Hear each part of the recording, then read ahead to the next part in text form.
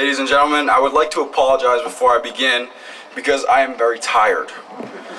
I had to rewrite my speech last night because Coach Healy plagiarized mine. And so, ladies and gentlemen, bear with me. It may be a long ride. Ms. Krawalk, Mr. Cook, members of the board, esteemed faculty and administration, parents, grandparents, and honored guests. Thank you for coming today, and thank you for all you have done to support the class of 2015 on its journey.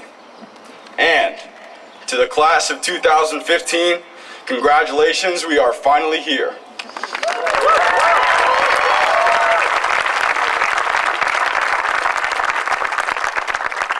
Graduation is a beautiful time and an amazing event. Potomac does a fantastic job. The birds are chirping, the trees and flowers are in full bloom, and the bald men's heads are glinting in the sun. I don't know how many of you have family members that fit this description, but know that the men of the Lazris family absolutely do.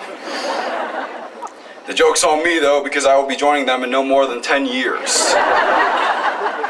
Boy, the future looks bright. This morning, as I was struggling with my tie in front of the mirror, the final piece of my graduation outfit, it hit me. We're graduating. And as I began to smile, Firework by Katy Perry began playing on the radio. Could this be a sign? Foreshadowing a future full of confidence and fearless expression? Or was my analysis just an indicator that I had taken one too many Potomac English classes? Either way, I, as most teenage girls feel as they listen to this song, was overcome with a feeling of invincibility and strength. And as I winked and pointed at myself in the mirror,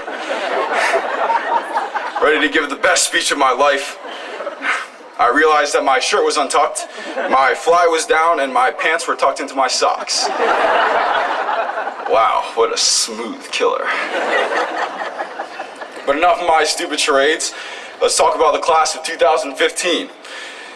A group of amazing individuals who can not only properly dress themselves, unlike me, but are intellects that are dancers and ball players that are singers and romancers. And although many of you may be thinking it, no, I'm not talking about the characters of High School Musical. Although what a life-changing piece of cinematography that film was. By 12 o'clock today, we will be graduates, and for the first time in our lives, we get a blank slate. We get to continue using our strengths, but we also get to find and recreate ourselves. The future is our clay, and it is our time to mold it. Potomac has given me a lot to be thankful for. I have been lucky enough to learn from my teachers, who are fantastic mentors and role models, my family, who is more supportive and loving than I ever deserved, and my classmates, who challenged and improved each other more and more each day. And by simply interacting with, observing, and listening to these people, I have come away with a list of 4 rules that I hope will help you as much as they have helped me.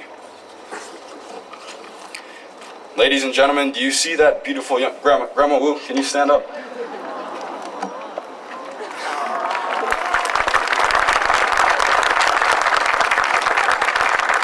That beautiful young lady is my Grandma Wu, and she is the most courageous and strongest person I have ever met. My grandmother was born into prosperity. However, after the Chinese Revolution at the age of 7, she was abandoned by her relatives.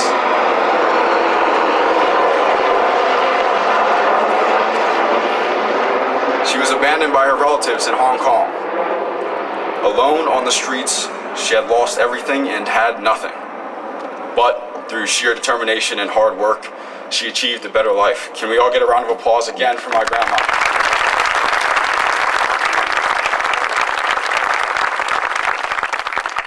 At the age of 15, my grandmother was staying at an orphanage. After the death of the previous minister, a pious and generous man, a new minister took over. Greedy and blinded with wealth, this new minister stole from the children, using the donated money for personal use. My grandmother watched as the food ration shrank from 3 bowls to 2 bowls to a bowl and a half of rice a day. Petrified of being expelled and forced to live on the streets once more, my grandmother's classmates said nothing. But she would not stand for it.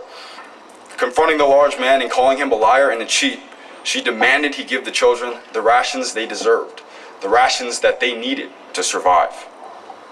Enraged and frightened by the courage she displayed, the minister immediately kicked her out, and she was back on the street again. Although it seemed she had lost, this expulsion forced her to move to Taiwan, and in this city, she was able to get her high school diploma, make connections which helped her to the United States, and also happened to meet my grandfather, so ended up all right. Her life was changed for the better when she took the risk of defending the weak. She did the right thing, and as a result, she won. In our lives, we will all encounter moments where standing up for ourselves seems daunting. Do not let the prospect of adversity stop you from following your heart. Rule number 1, fight like hell for your bowl of rice. Do not shy away from adversity. Stand up for what you believe in. Stand up for what is right. In 9th grade, after several weeks of school, it is a tradition for the freshmen to travel to Camp Horizons. At this camp, the freshmen stay for several days and nights, completing obstacle courses and team-building exercises.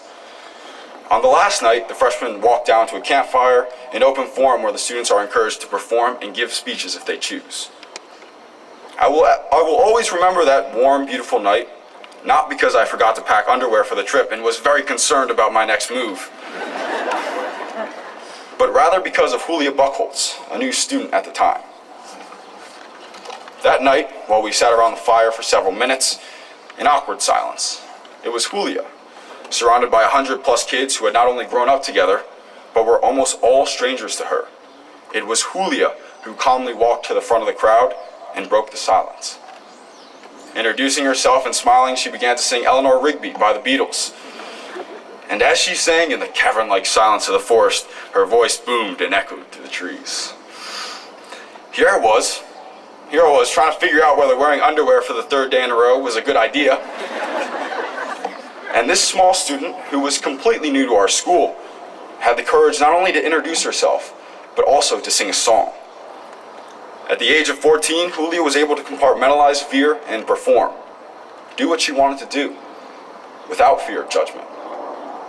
In our lives, we will all run into times where the prospect of failure seems overpowering. Ignore this crippling feeling of fear. Swat away the butterflies. Do what you want to do. Rule number 2, grab the open mic. Do not let the fear of failure stifle you. Do not let the fear of failure control your actions. Growing up, basketball was my passion. Over the summers, all I ever did was hoop. But as a freshman, I didn't understand the meaning of hard work. I didn't understand that boys hooped, but men worked hard. The summer of my freshman year, as I was wrapping up one of my basketball workouts at around 8 p.m. on a Friday night, I distinctly remember poking my head into the weight room and seeing Brendan Ryan and Fitz Reese toiling away. Now, let me remind you that freshman Fitz Reese was a slender, skinny kid, hard to believe, and Brendan Ryan topped out about 5'2". So we weren't talking NFL linebacker numbers, to say the least. In short, both Fitz and Brendan were boys.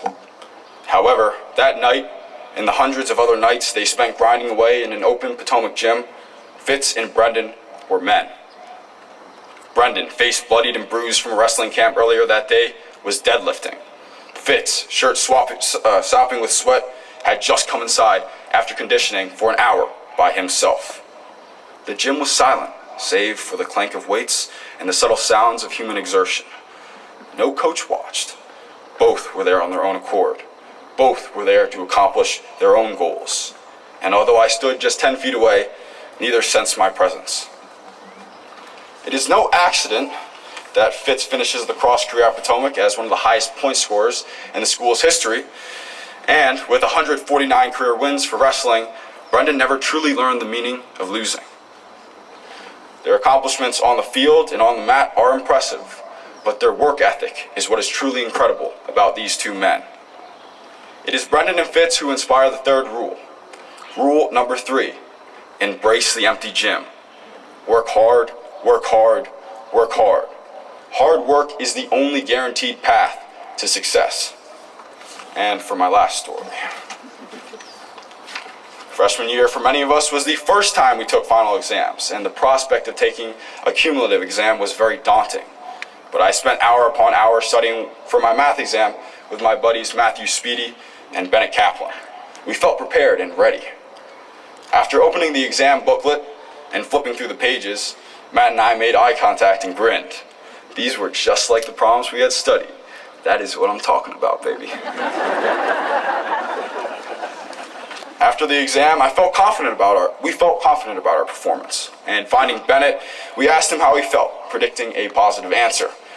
Instead, looking up and shaking his head, he said, "I only completed 4. Pushing him in the arm and chuckling, he said, "Come on, stop messing with us, man. How'd you actually do?" And still looking with a solemn face while shaking his head, he repeated, "I only completed 4 problems." Now, the test was out of 10 problems, so that's not a very good thing. And as we both began to feel bad, Bennett grinned. And with a laugh, he said, "That was the hardest test I've ever taken. I need to study more next time, man. I need to meet with teachers more." Well, I'm hungry. You guys want to grab lunch? Matt and I were shocked. To our inexperienced minds, anything less than a B seemed unfathomable and devastating. And he got a, well. But here Bennett was, able to shake it off and laugh and even look to improve. And for those of you who don't know, Bennett will be going to Williams next year, so he did all right for himself.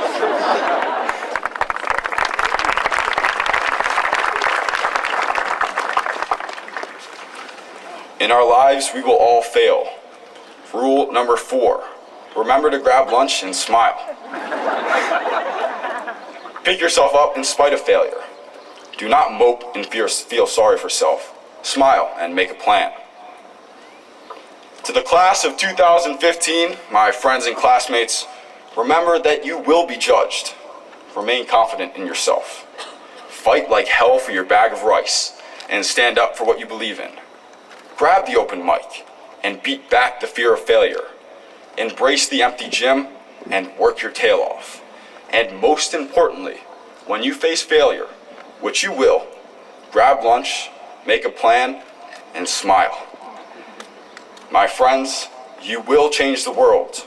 You will make your mark. There is no doubt. Thank you all, and congratulations to the class of 2018.